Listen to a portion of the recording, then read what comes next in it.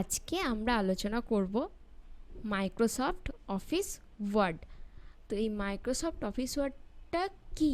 Microsoft office ওয়ার্ডটা হচ্ছে একটা ডকুমেন্ট অ্যাপ্লিকেশন।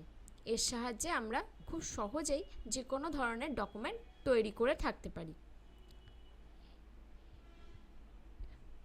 তো আমরা ফার্স্টেই জেনে নেব যে এই মাইক্রোসফট অফিস ওয়ার্ডটা আমরা কম্পিউটারে ওপেন করব কি করে। তো তার আগে আর একটা কথা বলে রাখি, তোমরা যদি স্টুডেন্ট হও তো অবশ্যই এই ভিডিওটা দেখো।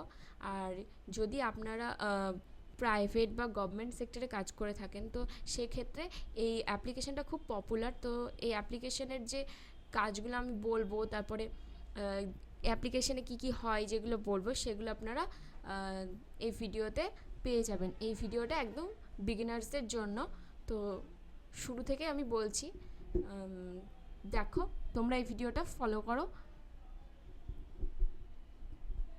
এবার দেখো আমরা এই মাইক্রোসফট অফিস ওয়ার্ডটা ওপেন করব কি করে। এই যে স্টার্টের পাশে যে সার্চ বারটা রয়েছে, এই সার্চে আমরা গিয়ে লিখব মাইক্রোসফট অফিস ওয়ার্ড।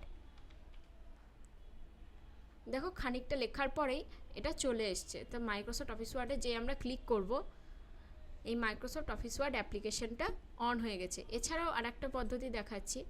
এই ডেস্কটপে কোনো ফাঁকা জায়গায় তোমরা মাউসের রাইট ক্লিক করবে, তারপর নিউয়ে যাবে। নিউয়ে যাওয়ার পর এখানে দেখো একটা বক্স ওপেন হবে, সেইখানে তোমরা মাইক্রোসফট অফিস ওয়ার্ড ডকুমেন্ট পেয়ে যাবে। এখানে যদি তোমরা ক্লিক করো, এরকম ডেস্কটপে একটা ডকুমেন্ট আসবে এবং নাম চাইবে, ফাইলের নেম। তো তুমি নাম দিতেও পারো, না দিতেও পারো। এবার তোমরা এখানে ডবল ক্লিক করে ওপেন করতে পারো, অথবা এই ডকুমেন্টের ওপর মাউসে রাইট ক্লিক করে ওপেনে গিয়ে ক্লিক করতে পারো। এভাবে তোমরা এই মাইক্রোসফট অ্যাপ্লিকেশনটা অন করতে পারো। দিয়ে তোমরা যে কাজটা করলে সেটা ওই ডকুমেন্টের মধ্যেই থেকে যাবে, ফাইলের মধ্যে। এছাড়াও আর একটা কি পদ্ধতি রয়েছে, আমরা কিবোর্ডের সাহায্যে লোগো কি ধরে আর্ট দিতে পারি। কিবোর্ডের সাহায্যে লোগো কি ধরে আর্ট দেব, দিয়ে দেখো কি আসছে। দেখো রান বক্স আসছে। এই রান বক্সে যে ওপেনের যে টেক্সট বক্স রয়েছে, ওপেন যে লেখাটা আছে, এখানে যে টেক্সট বক্স রয়েছে, এই উইন ওয়ার্ড লেখা আছে, এখানে আমরা এই উইন ওয়ার্ড কথাটাই লিখব। মাইক্রোসফট অফিস ওয়ার্ডটা এই লোগো কি আর্ট দিয়ে খুলতে গেলে আমরা কি লিখব? Win word. এই স্পেলিংটা তোমরা লক্ষ্য করে নেবে। এরপর ওকে করব। দেখো মাইক্রোসফট অফিস ওয়ার্ডটা ওপেন হয়ে গেছে। এখানে দেখো সবার ফার্স্টে বলি, এই ওপরে যেটা লেখা আছে এই ডকুমেন্ট 1 দিয়ে মাইক্রোসফট ওয়ার্ড। ডকুমেন্ট 1 কেন হয়ে আছে? এটা তো একটা ডকুমেন্ট অ্যাপ্লিকেশন, প্রথমেই বলেছি। তো এখানে এখনও কোনো কাজ সেভ করিনি এই পেজটাতে, তার জন্য এটা ডকুমেন্ট হয়ে আছে। যখন কোনো নাম আমরা ফাইল নেম দিয়ে সেভ করব, তখন এটা সেই ফাইল নেমটা এখানে শো করবে। তার জন্য এটাকে কি বলা হচ্ছে? Title bar. যেহেতু যে টাইটেলটা দেবো সেটা এখানে শো করবে, তার জন্য এটা টাইটেল বার বলা হচ্ছে। এরপরে কি রয়েছে? এটা হচ্ছে ক্লোজ বাটন। এর সাহায্যে আমরা অ্যাপ্লিকেশনটা বন্ধ করে দিতে পারি। এছাড়াও কিবোর্ডের সাহায্যে ALT যে কিটা রয়েছে, অল্ট কি ধরে F4, অল্ট প্লাস F4 দিলে এই অ্যাপ্লিকেশনটা বন্ধ হয়ে যাবে।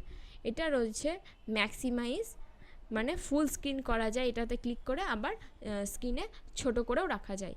এটা হচ্ছে মিনিমাইজ। এর সাহায্যে আমরা কি করতে পারি?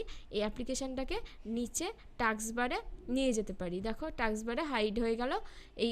এটা হচ্ছে উইন ওয়ার্ডের লোগো বা মাইক্রোসফট অফিস ওয়ার্ডের লোগো। এখানে যেই ক্লিক করব আমাদের এই পেজটা আবার চলে আসবে। এবার দেখো বাঁ দিকে একটা অফিস বাটন রয়েছে, এটাকে কি বলছে? Office button. এটাতে ক্লিক করলে তোমরা কি কি পাবে? নিউ পাবে। যখন আমরা এই পেজে কাজ হয়ে যাবে বা আমাদের একটা ডকুমেন্ট তৈরি হয়ে যাবে, আমরা আবার নতুন ডকুমেন্ট তৈরি করব, তখন আমরা এই নিউয়ে ক্লিক করব, তাহলে নিউ ডকুমেন্ট চলে আসবে। তারপরে কোনো ফাইল সেভ করার পর সেটাকে আমাদের ওপেন করতে হবে, তখন কি করতে হবে? এই ওপেন এসে ক্লিক করতে হবে। কোথায় পাবে? অফিস বাটনে গিয়ে ওপেন। তারপরে কোনো কাজ সেভ করতে গেলে এখানে এসে সেভ করতে হবে। সেভ অ্যাজ রয়েছে, প্রিন্ট রয়েছে, এছাড়াও ক্লোজ রয়েছে। এখান থেকেও আমরা অ্যাপ্লিকেশনটা ক্লোজ করে দিতে পারি। এগুলো হচ্ছে রিসেন্ট ডকুমেন্ট, যেগুলো আমরা কাজ করে সেভ করেছি রিসেন্ট, সেই ডকুমেন্টগুলো এখানে শো করছে। এবার দেখো এই টাইটেল বারের নিচে কি রয়েছে, এটা হচ্ছে মেনু বার। মেনু বারে কী কী রয়েছে, home, insert, page layout, reference, mailings, review, view, এগুলো হচ্ছে এই 7টাকে কি বলা হচ্ছে একসঙ্গে, ট্যাব বলা হচ্ছে। এটা হচ্ছে হোম ট্যাব, ইনসার্ট ট্যাব, এগুলো হচ্ছে ট্যাব। এবার এই হোম ট্যাব বা ইনসার্ট ট্যাব এদের নিজস্ব কিছু গ্রুপ রয়েছে। হোম ট্যাবের যেমন কী কী গ্রুপ রয়েছে দেখো, clipboard, font, paragraph, style, editing, এগুলো হচ্ছে হোম ট্যাবের নিজস্ব গ্রুপ। ইনসার্ট ট্যাবের কী কী গ্রুপ রয়েছে দেখো, page, table, illustration, link, header, footer, text, symbol, এগুলো হচ্ছে ইনসার্টের নিজস্ব গ্রুপ। এরকম পেজ লেয়ার আউটেরও গ্রুপ রয়েছে নিজস্ব কিছু। তারপর রেফারেন্সেরও গ্রুপ রয়েছে, মেলিং ট্যাবেরও গ্রুপ রয়েছে, রিভিউ, ভিউ, এগুলো সবেরই গ্রুপ রয়েছে নিজস্ব।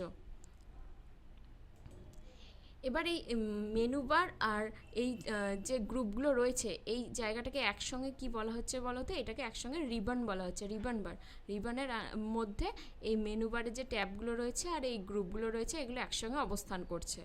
এবার ঠিক তার নিচেই দেখো, এই রিবনের নিচেই রয়েছে একটা স্কেলের মতো, এটাকে বলা হচ্ছে রুলার। দেখো এটা এই দিকে আছে, আবার এই বাঁ দিকেও রয়েছে, এটাকে বলা হচ্ছে রুলার। আর এটা হচ্ছে স্ক্রল বার, এর সাহায্যে আমরা পেজের ওপরে এবং নিচে যেতে পারি। একদম নিচে দেখো, এটা হচ্ছে পেজ 1 লেখা আছে, ওয়ার্ড 0, যেহেতু এখনও কোনো কিছুই কাজ করা হয়নি আর পেজ একটাই আছে তার জন্য এরকম দেখাচ্ছে। এটা যেখানে রয়েছে এটাকে বলা হচ্ছে স্ট্যাটাস বার। স্ট্যাটাস বারে আর কি রয়েছে, এটা হচ্ছে ভিউ বাটনস, এখান থেকে আমরা দেখতে পারি এগুলোর সাহায্যে। এটা হচ্ছে জুম স্লাইড, এখান থেকে আমরা পেজ জুম আউটও করতে পারি আবার জুম ইনও করতে পারি। তো এর পরের ভিডিওতে আমরা আলোচনা করব হোম ট্যাব নিয়ে।